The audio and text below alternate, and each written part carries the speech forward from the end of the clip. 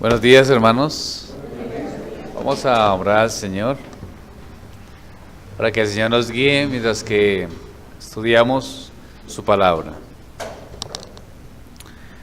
Padre de los cielos, gracias porque has sido bueno con nosotros y misericordioso. Nos guías, nos enseñas y te pedimos que nos ilumines, Señor, en este estudio que venimos haciendo sobre soteriología. Toda la doctrina de la salvación, en sus inicios, en su primer módulo, Señor, gracias, porque vamos recordando todo este pacto eterno de redención y las implicaciones de la expiación. Te pedimos, Señor, que nos guíes cada día a comprender para bien, para humillarnos, para reconocer que la salvación es un don que solamente tú das, para someternos a esta salvación eterna, reconocer esa gracia abundante, esa misericordia, esa bondad, para someternos a tus escrituras, someternos a la palabra. Ayúdanos, Señor, a tener claro estos principios, para también que nuestra alma sea una alma que descanse, que encuentre paz, porque solo tú das la paz por medio de la salvación. Tu paz no es por tu mera existencia. Tu paz o la paz que das es por la comprensión de la salvación misma. Y por eso, Señor, te pedimos que nos ayudes a comprender lo que es la salvación, lo que tú obras, cómo tú transformas, la esperanza espiritual que nos da, Señor, el consuelo para nuestras almas. Porque al ver, oh Dios, la salvación, podemos encontrarnos con un ánimo esperanzador. Guárdanos, Señor, de que las doctrinas bíblicas e históricas sean para otra cosa, para presumir de conocimiento, o para tal vez generar polémica y conflicto. Guárdanos, Señor, de eso. Y ayúdanos, Señor, a más bien someternos en toda humildad, reconociendo, oh Dios, que tú eres el Señor, el Dios de la salvación, y que todo comienza y termina en ti. Eso nos humilla, pero al mismo tiempo nos anima, porque ya no estamos dependiendo de nuestras propias ideas, ya no estamos dependiendo de nuestros propios pensamientos, sino que estamos ya descansando completamente en la obra que tú haces. Gracias, Señor, por este día. Gracias. Te pedimos también por el sermón, para que seas tú, oh Dios, obrando en el predicador, que seas tú obrando en cada persona que escucha, para que nos dé ánimo y esperanza salvífica. En el nombre de Cristo. Amén. Muy bien, hermanos, entonces hoy estamos en soteriología, ¿no? Entonces, el título de esta mañana es Pasajes de la Biblia que aparentemente enseñan que la salvación puede perderse. Pasajes de las Escrituras que aparentemente enseñan que la salvación puede perderse. Habíamos terminado entonces todo lo que es los universales o las palabras todos en las Escrituras. Ahora estamos viendo algunas objeciones y vamos a ver estas objeciones, esos pasajes que aparentemente enseñan por quienes murió Cristo o que aparentemente enseñan que aquellos por quienes murió Cristo pueden perderse. Vamos a tocar básicamente 4 pasajes. Vamos a tratar de pensarlos, de reflexionarlos. Tal vez pueden haber algunos otros pasajes, pero los demás pasajes, además de estos, son, digámoslo así, de más fácil aclaración. Algunas veces se toman ciertos pasajes del Antiguo Testamento que usted solamente necesita una leidita de todo el texto y ya dice, esto no está hablando de eso, me está diciendo que la salvación se pierde por este pasaje, pero creo que este pasaje no está hablando de esta situación. Entonces hay pasajes que los tratan de forzar de tal manera que quieren hacernos pensar que ese pasaje está diciendo que la salvación se pierde. Hay algunos pasajes en referente a eso, y esos pasajes, digamos, muchos otros que toman, son de fácil análisis, donde usted puede, digamos, leer todo el texto y se dar cuenta que no se trata de esto. Hemos tomado los pasajes que traen más controversia, porque no habría tiempo para tomar todos los demás. ¿Me hago entender? Vamos a tomar los pasajes de más difícil interpretación, donde uno al leerlo dice, oiga, sí, aquí como que la cosa es verdad, me están engañando en el Redentor. Estos pasajes son los que son más claros, digámoslo así, como que dan una evidencia más clara y tratan de mostrar que la salvación se pierde. Vamos al primer pasaje. Primera de Corintios, capítulo 8, versículo 11. Y le pido a algún hermano que por favor lo lea. Primera de Corintios, capítulo 8, versículo 11. Primera de Corintios, capítulo 8, versículo 11. Y por el conocimiento tuyo se perderá el hermano débil por quien Cristo murió. Y vamos entonces a hacer el versículo paralelo a este versículo y tomamos los dos porque tienen una apreciación muy parecida. Romanos 14, 15.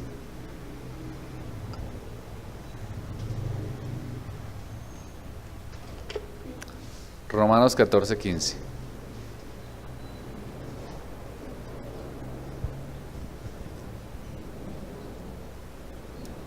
Romanos 14, 15 dice: pero si por causa de la comida tu hermano es contristado, ya no andas conforme al amor. No hagas que por la comida tuya se pierda aquel por quien Cristo murió.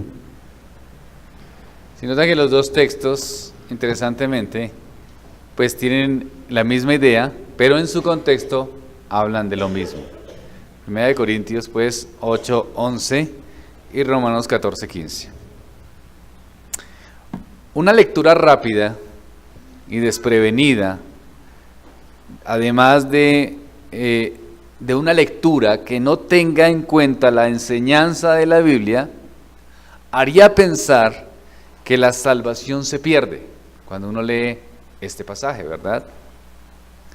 Ahora, la pregunta es que tenemos que hacerle a nuestro texto, mirando particularmente 1 Corintios capítulo 8, versículo 11. La pregunta que tenemos que hacerle a nuestro texto es la siguiente: ¿de qué está hablando el pasaje? Es decir, ¿de cuál es el contexto o de qué situación está hablando? El pasaje nos está hablando acerca de la salvación o perdición de las personas. La pregunta, o sea, ¿de qué está hablando 1 Corintios capítulo 8? ¿Cuál es el título que tienen los hermanos que pusieron en la Reina Valera la titulación? Obviamente sabemos que eso no es inspirado, pero reconocemos que esa titulación tiene alguna guía. En la Reina Valera del 60, ¿cuál es el título que se pone ahí? Bueno, entonces, ¿de qué está hablando el pasaje? ¿De qué está hablando? ¿Cuál es el contexto del pasaje? Este pasaje no nos está hablando, queridos hermanos, no nos está dando enseñanzas acerca de la salvación o perdición de las personas. Noten lo siguiente, hermanos. El contexto nos habla de los hermanos que son ¿qué? Fuertes, y los hermanos que son débiles. Ese es el contexto. Está hablando de hermanos fuertes, está hablando de hermanos débiles, y está hablando también de otro tema en relación a los hermanos. ¿Cuál es? El tema de la comida.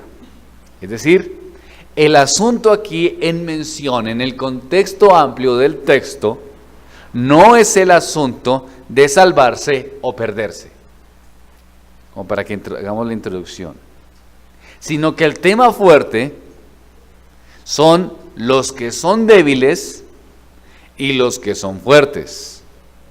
Entonces, eso es una cosa que tenemos que tener presente. Además de eso, hay varias cosas que el mismo pasaje nos lleva a pensar. Que no se está hablando de la salvación o condenación eterna. Eso no se está hablando. Miren lo que dice el pasaje.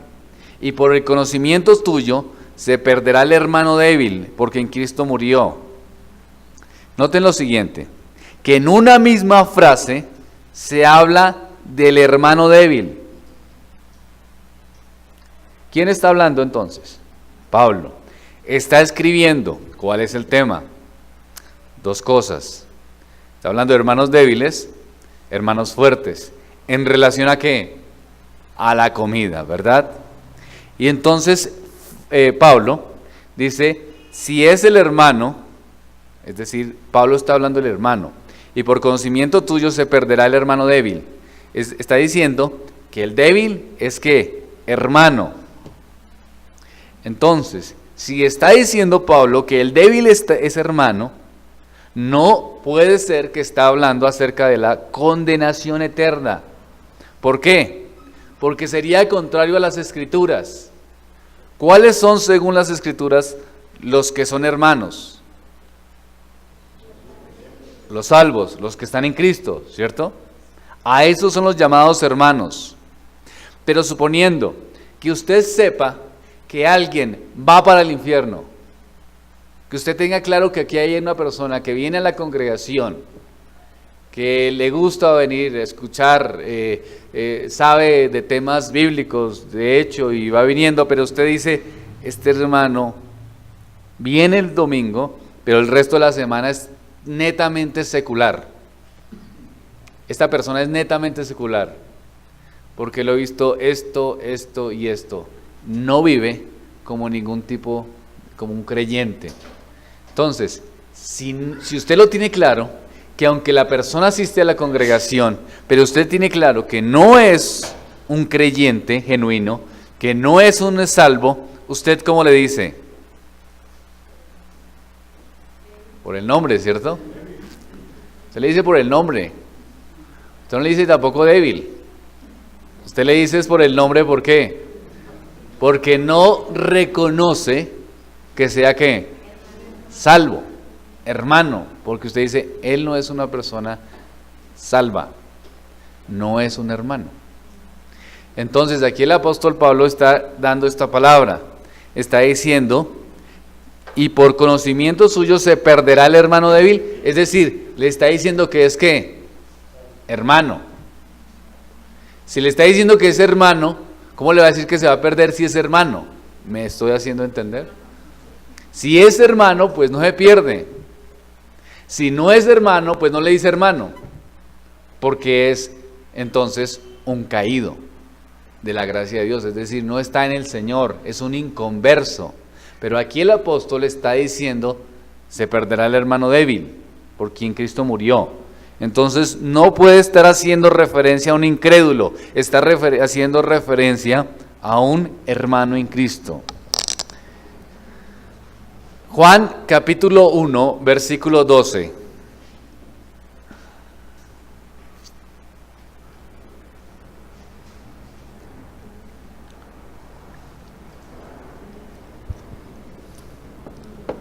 Juan capítulo 1, versículo 12. Mas a todos los que le recibieron, a los que creen en su nombre, les dio potestad de ser hechos hijos de Dios. Muy bien. Ahí que está haciendo referencia a todos los que creen, a los que creen en su nombre, les dio potestad de ser hijos de Dios. Si son hijos de Dios, entonces ¿qué son de nosotros? Hermanos. Los que son hijos de Dios, lo son por la obra del mismo Dios. Así que son hermanos entre ellos. Y si Pablo estuviera hablando de la condenación eterna, nunca les llamaría hermanos. Entonces ahí no está hablando de la condenación o la perdición, porque está diciendo que son hermanos, y si son hermanos entonces no pueden condenarse, porque está hablando de hermanos. Entonces, no está hablando de la condenación o la perdición. En 1 Corintios capítulo 8, versículo 11, y por el conocimiento tuyo se perderá el hermano débil por quien Cristo murió. Lo llama hermano, pero además de eso, para darnos seguridad de que no está hablando de la salvación o la perdición, agrega algo más, que es hermano que Cristo murió por él, ¿cierto? Ahora, los que venimos estudiando juiciosamente la doctrina de la expiación, si Cristo murió por él, si Cristo lo redimió, es decir, lo libró pagando un precio, ya no es esclavo del pecado. Cristo hizo propiciación por él, es decir, Dios mismo, Cristo mismo, aplacó la ira de Dios que había sobre él, de manera que ya Dios no está airado por este hermano. Ya Dios no está airado contra él, sino que la gracia, sino que Cristo Jesús hizo un acto propiciatorio. Entonces, Dios mismo tiene relación con él. Están reconciliados. De eso estamos viendo, o eso es lo que dice el texto, ¿cierto? Es decir, Dios quitó la causa de la enemistad. Y ese hermano del que habla aquí fue reconciliado con Dios. Dios no tiene ninguna razón para estar airado con él. ¿Por qué? ¿Qué dice el texto? Y por el conocimiento tuyo se perderá el hermano débil por quien Cristo murió. Entonces, no hay razón, porque aquí dice que fue un hermano débil por quien Cristo murió. Ya no hay enemistad, ya está reconciliado. Dios no tiene ninguna razón para estar airado con él.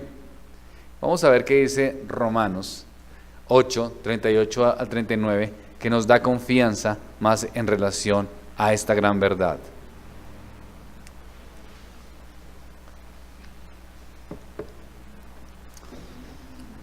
Romanos capítulo 8,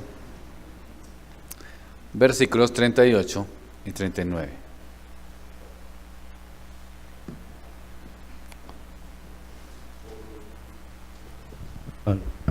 Romanos capítulo 8, versículos 38 y 39. Por lo cual estoy seguro de que ni la muerte, ni la vida, ni ángeles, ni principados, ni potestades, ni lo presente, ni lo porvenir, ni lo alto, ni lo profundo, ni ninguna otra cosa creada nos puede apartar del amor de Dios, que es en Cristo Jesús, Señor nuestro. Muy bien.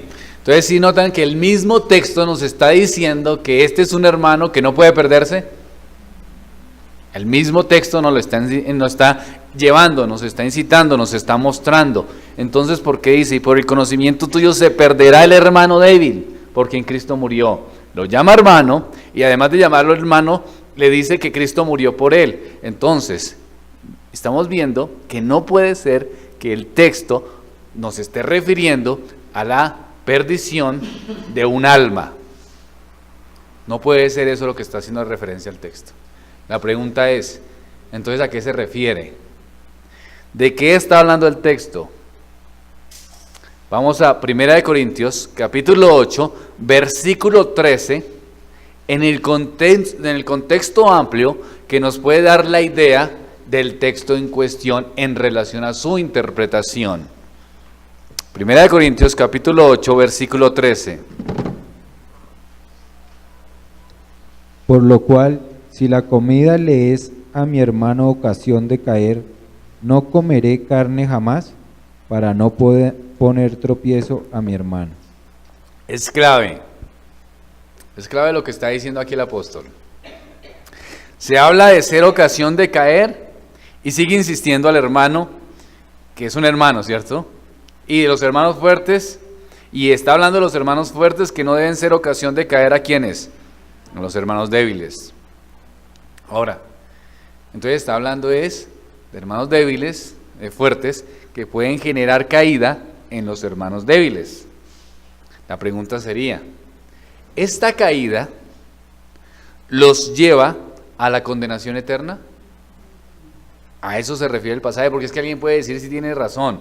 De eso está hablando. Todo lo que usted viene diciendo es correcto, pero ¿cuál es el problema? Que esa caída que tiene el hermano débil por causa del hermano fuerte, entonces esa caída, según lo que vemos en el texto, lo lleva a condenación. No, hermanos. Aquí no es un asunto de condenación, no puede serlo. Porque sería en contra del resto de las escrituras y lo que venimos estudiando y también de la interpretación sana del mismo texto. Lo que vemos aquí entonces es un asunto de conciencia. El problema aquí no es perderse en el infierno. Esa no es la enseñanza de este texto. Es perderse en su conciencia. Es destruirse en su conciencia. Pero ¿cómo así? ¿De qué trata entonces? Vamos a tratar de explicar. Cuando el hermano débil come carne sacrificada en un templo pagano, asocia ese acto con una adoración a ídolos. Es decir, si el hermano débil está en la plaza de mercado y entonces se sienta, come una carne, y resulta que esa carne, sin saberlo él, por alguna razón, se hizo una adoración a un ídolo. ¿Qué pasa con el hermano débil? Pues su conciencia le da remordimiento, destruye su confianza. En vez de ser edificado, más bien es destruido. Lo que está haciendo Pablo es apuntar a las conciencias de la conducta del ser humano que tiene conocimiento. Hay hermanos, que son los hermanos fuertes en un sentido, que tienen ciertos parámetros ya muy claros en relación al conocimiento bíblico teológico. Hay otros hermanos que son muy débiles y que su conciencia todavía no está muy ligada a la comprensión clara de las Escrituras. El hermano fuerte puede asimilar que todos tienen su misma capacidad de soportar situaciones de conciencia y pasa por alto las objeciones que lleva el hermano débil.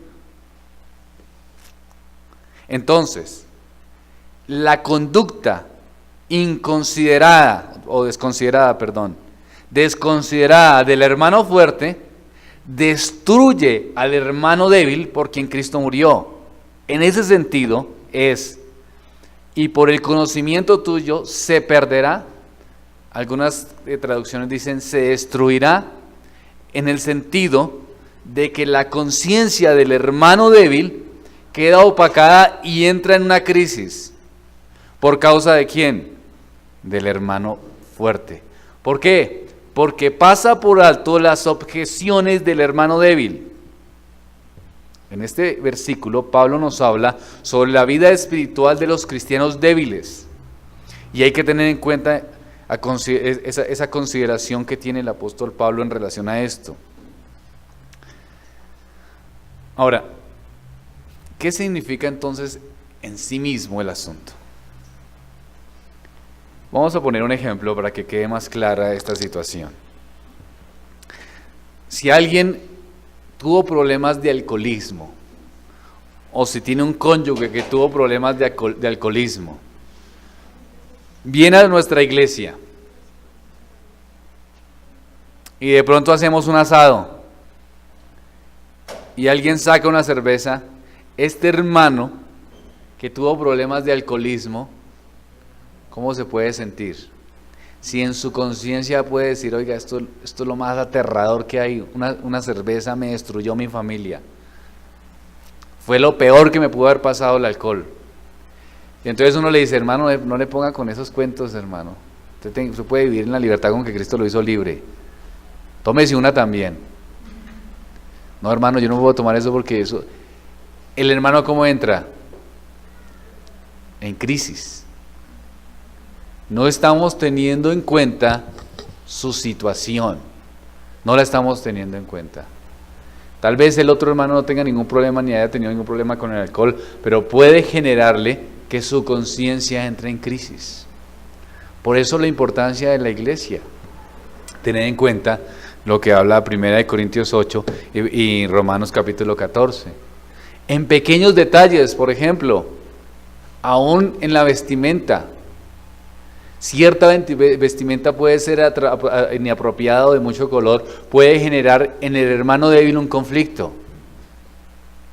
Una vez me invitaron a un matrimonio, por ejemplo, y el pastor fue era un matrimonio donde era un familiar, y la mayoría de las personas que fuimos invitadas, digamos, la gran mayoría de los familiares eran católicos, pero la persona que se casaba era creyente y cristianos realmente habíamos muy pocos. Y el pastor se fue con un traje colorido. ¿Ustedes imaginan la conciencia de las personas que estaban llegando de vez en cuando a la iglesia, mirando, observando? ¿Cómo afectó eso? Parece una cosa pequeña, ¿no? Pero es una cosa que afecta a la conciencia de los otros. Un traje de un pastor con un traje colorido, la gente pensando, ¿a qué tipo de evento está yendo? ¿Qué tipo de persona? ¿Sí me hago entender? Entonces, se le dice, no, mire, es que no pasa nada, el traje es colorido porque es que me gustan los colores así, tan. Lo importante aquí no es eso, esto no es importante. Claro, tiene muchas explicaciones y muchas de ellas son válidas, pero puede afectar la conciencia de otra persona ese tipo de situaciones. De esto se está refiriendo el apóstol cuando nos da a enseñar o cuando nos va explicando la realidad de la importancia que tiene el reconocer al hermano débil. Aquí podemos ver en el texto que hay un ordenamiento sintáctico que Pablo usa para hacer que cada palabra tenga importancia. Subraya el apóstol, en especial los verbos murió y es perderse. Entonces, estos dos verbos son la palabra clave. En esta oración el verbo es perderse está en tiempo presente e indica la acción que ella está produciendo. Miren lo que dice el texto. Y por el conocimiento tuyo se perderá. Entonces, hay una acción continua, es una acción que se está produciendo. Entonces, el hermano débil ya está siendo destruido. Es un tiempo presente, no habla de un futuro, no está diciendo que se perderá después de la muerte, está diciendo que el hermano ya tiene un problema de conciencia y eso hace que se le genere ¿qué? Destrucción.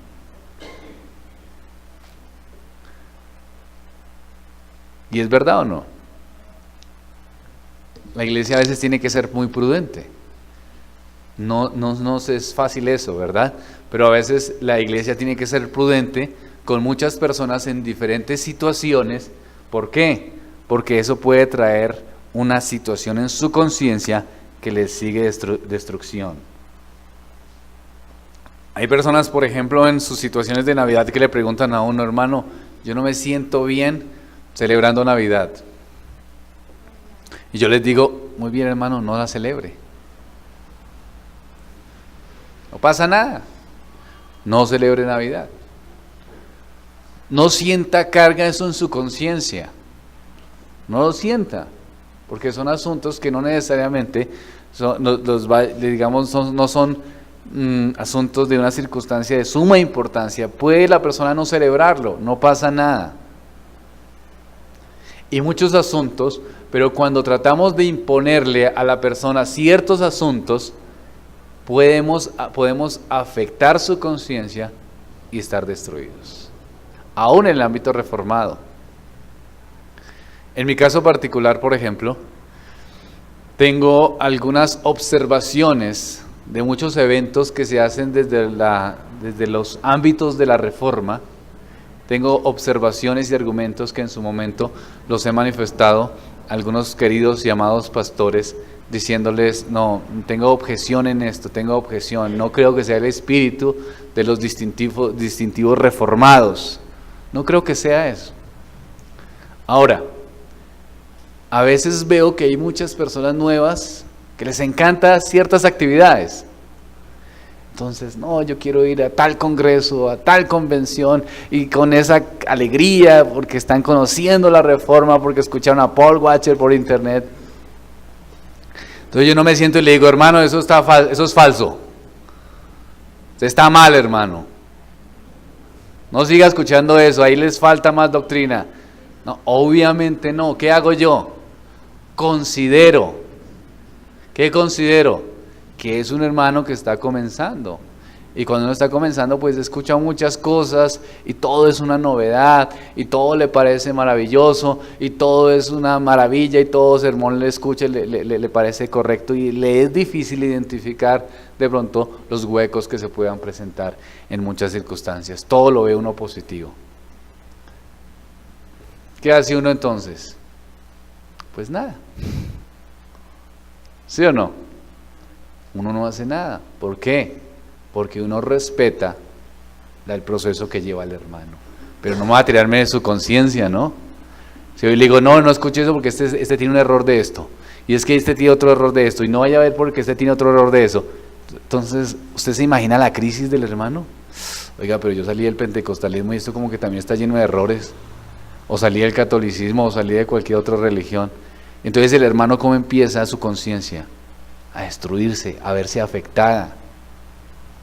Eso es lo que está diciendo el apóstol, que seamos cuidadosos. Y le está diciendo una situación específica. ¿En cuál?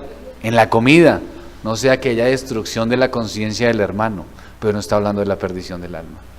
¿Alguien quiere dar un aporte, hermanos? ¿Me pareció ver a alguien?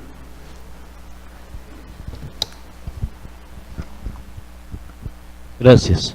Pues quiero adicionar que en el versículo 8 ahí de 1 Corintios también dice que si la vianda no nos hace más aceptos ante Dios, pues ni porque comamos seremos más, ni porque no comamos tampoco somos menos. Entonces, en el sentido lo que está hablando el texto para mí es que la idea es no van a gloriarse con eso, de si yo como o no como. La idea es disfrutar lo que se sirve o lo que se haga.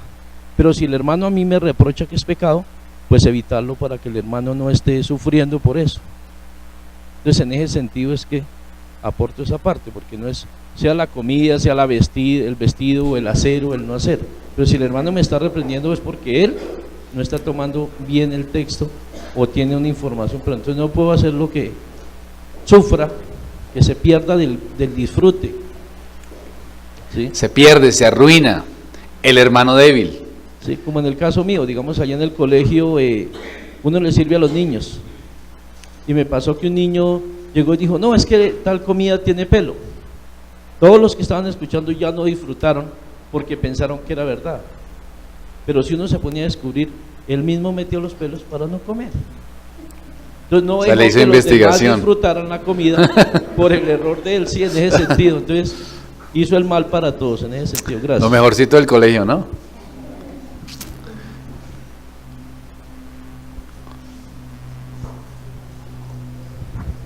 Es una pregunta, ¿en qué casos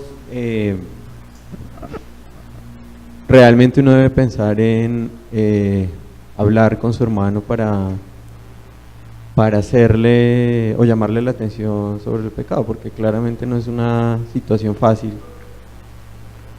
Porque en ocasiones, si uno considera que lo que estoy o que lo que le voy a decir a mi hermano puede ser motivación para o generar un problema de conciencia, uno podría pensar que eso no debería ser una limitación para, en caso de que haya un pecado o una violación que haya un pecado, pues no le diga nada a mi hermano o no lo exprese. Eso es una pregunta, pero es una pregunta tipo aclaración también, ¿no? Entonces, el hermano Felipe está aclarando también, está preguntando, pero está aclarando en un sentido. Sí, no es que el texto, o el pasaje, mejor dicho, esté animando a que no exhortemos, sino que nos está animando a ser cuidadosos. Y el texto del hermano Leonel es claro. Y si bien la vianda no nos hace más aceptos ante Dios, pues ni porque comamos ni porque comamos seremos más, ni porque no comamos seremos menos. Entonces, ¿de qué está hablando? De la comida, de un asunto que no genera una distracción más allá en relación al conocimiento de la obra redentora y de la piedad cristiana. Ahora, hay asuntos que sí generan un conflicto, y eso es lo que tenemos que tener claro. Los asuntos que tienen que ver en relación a todo el consejo de Dios. Por ejemplo, si aquí viene una jovencita que se viste con ciertos colores, digamos que de alguna manera tengo que ser prudente, porque vestirse de colores no es pecado, ¿verdad? Entonces, si bien la vianda no nos hace más aceptos ante Dios, pues ni porque comamos seremos más, ni porque no comamos seremos menos. Pero si viene esa misma señorita con una minifalda y un escote, ¿qué dice el apóstol Pablo? Que cómo tienen que vestirse decorosamente. ¿Qué habla acerca el apóstol también acerca del cuidado de los ojos? Entonces ya vemos un parámetro diferente, ¿verdad? Ya aquí no estamos viendo un asunto de conciencia, sino que estamos viendo una actitud ¿qué? Pecaminosa en la hermana. Ya es una actitud pecaminosa. Entonces se le tiene que llamar la atención y decirle de una manera sabia, porque tal vez está comenzando, o si lleva mucho tiempo en una congregación, entonces de pronto es porque no sabe, toca decirle, hermano, hermana, creo que estás fallando en tu forma de vestir. No es lo que es bueno delante de ¿qué? Del Señor. Y así en muchos asuntos. Hay cosas que no tienen una afectación, pero las Escrituras nos muestran que muchas otras sí tienen una afectación. Entonces, una mala enseñanza. Aquí he tenido que decirle a personas que de pronto tenían criterios judaizantes, por ejemplo. Decirles, mire, esta no es la iglesia entonces, porque aquí nosotros creemos en las Escrituras, creemos en la gracia, en la continuación de los dones. Personas que puedan estar llegando y diciendo, no, es que hay que hablarle en lenguas, es que hablar profecía. Entonces yo tengo que decir, no, pues es que tengo que ser un hermano débil, entonces me lo tengo que aguantar que hable en lenguas. No, tengo que decirle, hermano, eso no es correcto. No es bíblico, está mal. Pero a ciertos asuntos, como la comida, sí tenemos que tener ¿qué? Paciencia, o bebida, o algunos asuntos que como dice el texto, no hacen más ni menos al creyente.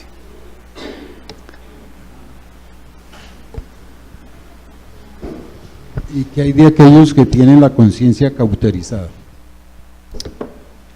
En el sentido de, por ejemplo, los que no son creyentes, ¿sí? Que no son creyentes.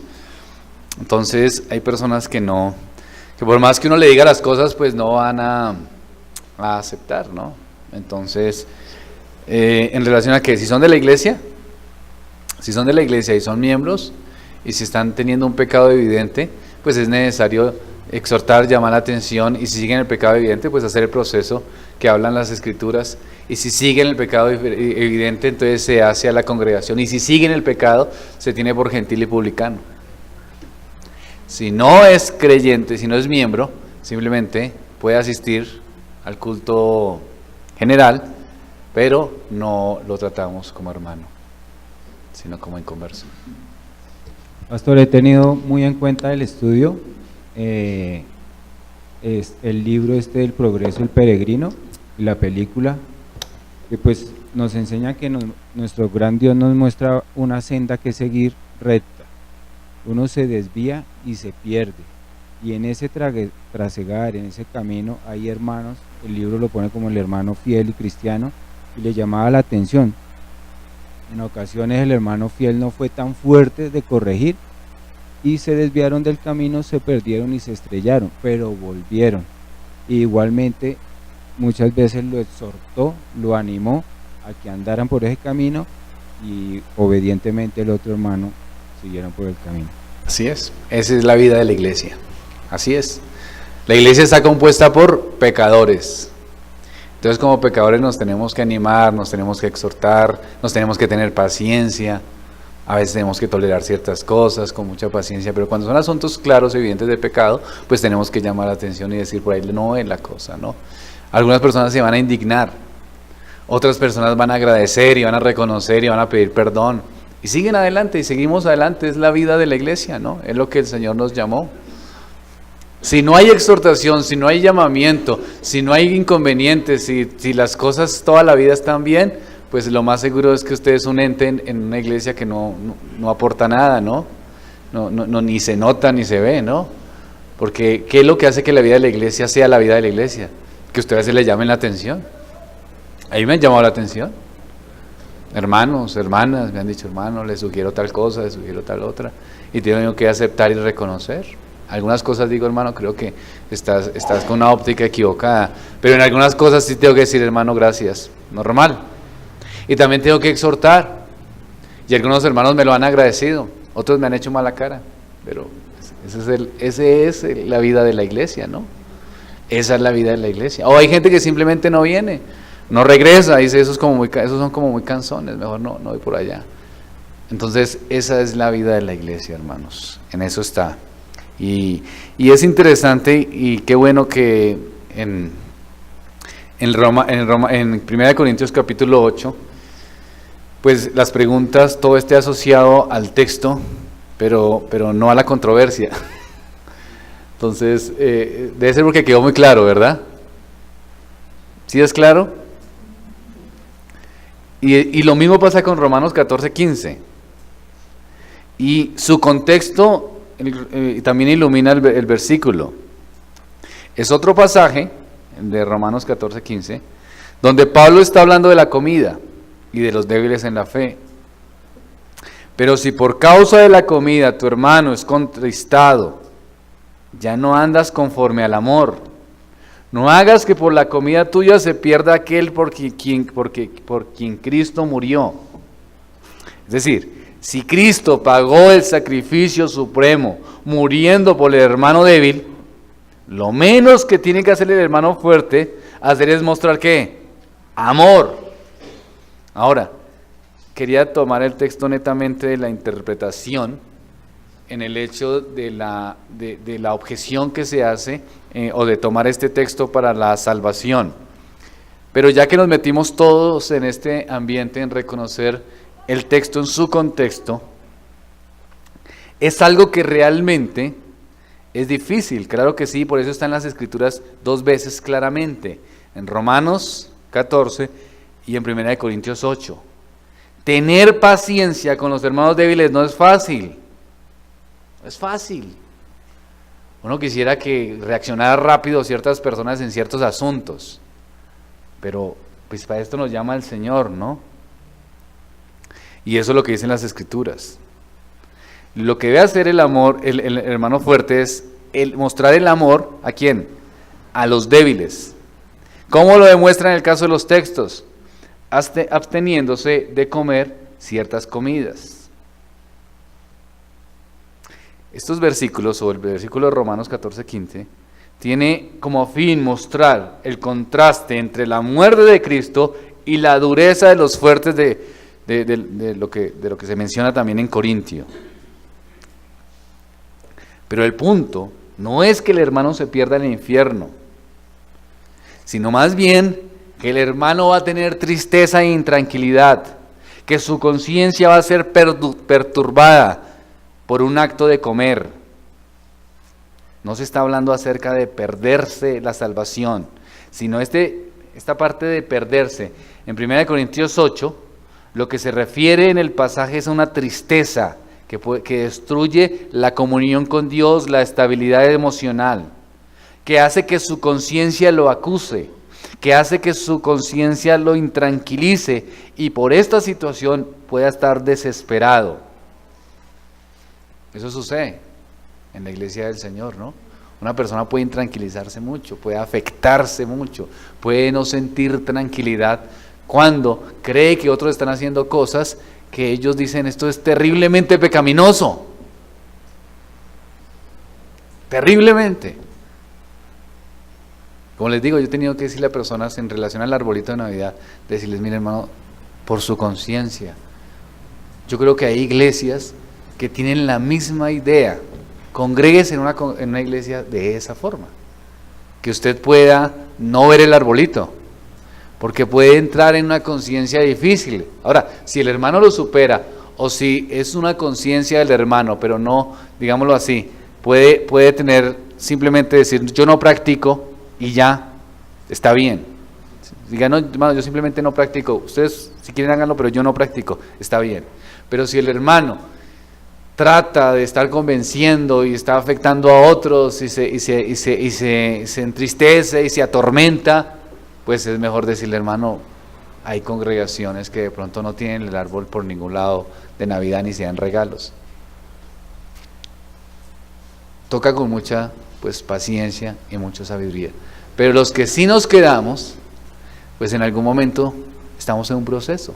Yo llegué aquí muy joven, por ejemplo, y yo me imagino la paciencia que me tuvieron que tener los hermanos en todo ese proceso de juventud, ¿no? Tenía 27 años. Entonces, obviamente, los hermanos tuvieron que tener, ¿qué? Paciencia. Paciencia en los sermones, imagino que los sermones eran malos, paciencia en, tantas cosas, ¿no? Tuvieron que tenerme paciencia por la juventud. Eso es. Los hermanos débiles, los hermanos, ¿qué? Fuertes. De eso se trata el texto. Muy bien, hermanos, vamos a otro texto que también, pero creo que vamos solamente a verlo. No sé si alcancemos porque ya se está acabando el tiempo, pero bueno, vamos a Hebreos capítulo 10, versículo 29. Vamos cogiendo textos con más complejidad, de menor a mayor. Sigue, hermana. Sí, señora. Muy buena aclaración, hermana, gracias. Eso es una realidad, el cuidado de los hermanos débiles es de todos, la iglesia, particularmente el llamamiento a los miembros, es que todos tenemos que estar en esa situación, tanto siendo cuidadosos con los débiles, como también exhortando las situaciones que puedan estar fuera de pecado. No es una situación, y eso es lo que siempre hemos venido trabajando como iglesia, que no sea una situación particular de un pastor o de unos diáconos, sino que sea una actitud general de la membresía de una congregación, que los hermanos se estén animando y también se estén exhortando unos a otros, y que el hermano tenga la habilidad espiritual de aceptar la exhortación y reconocer que es para su beneficio. Y si siente que no es para su beneficio, sino que es una mala actitud, tiene entonces ahí sí, como hizo David cuando le estaban diciendo cosas feas, decir, viene de parte de Dios de todas maneras. ¿Recuerdan? Cuando el hombre le estaba gritando improperios, y entonces ya iban a sacar la espada para matarlo, y David dijo, déjenlo porque lo está haciendo de mala forma, pero ¿qué? Pero algo de razón hay ahí. Entonces a veces nos dicen las cosas de mala forma, pero de pronto hay algo de razón ahí, entonces mejor nos toca reconocer que Dios pueda estar obrando de alguna manera, y eso es espiritualidad cristiana. Hebreos 10, 29.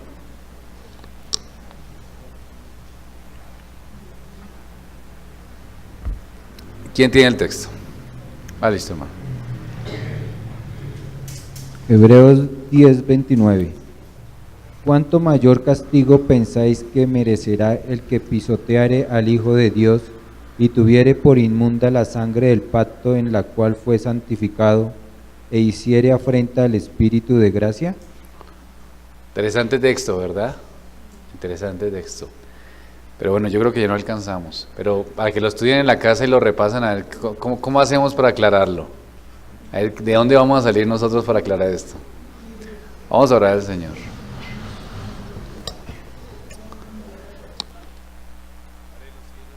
Te doy gracias porque has sido misericordioso y bondadoso para con nosotros. Te pedimos, Señor, que nos guíes, que ilumines nuestro entendimiento a la verdad.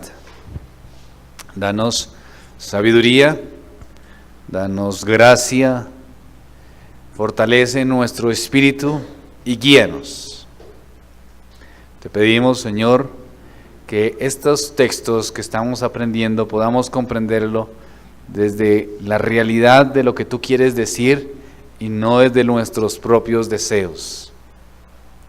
Que la interpretación sea teniendo claramente las reglas claras, las reglas de interpretación o la hermenéutica bíblica, para que de esa manera podamos entender la seguridad que tenemos en ti. En el nombre de Cristo. Amén.